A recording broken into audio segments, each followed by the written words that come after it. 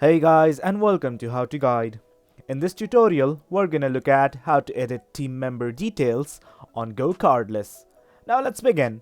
On any browser of your choice, simply type gocardless.com and hit on enter right now. Now let's simply log in. The login button's right here. Enter your email address and your password and click on the sign in button right now.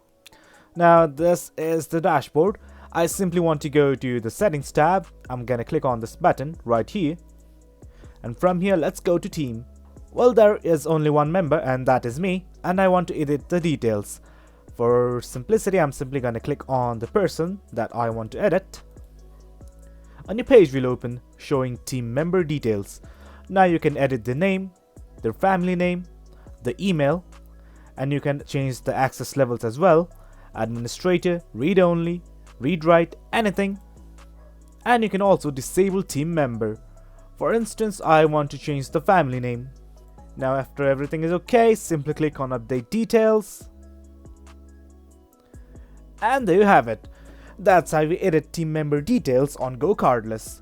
Hope you guys found this video informative, and for more content like this, do remember to hit like, share and subscribe. Thank you.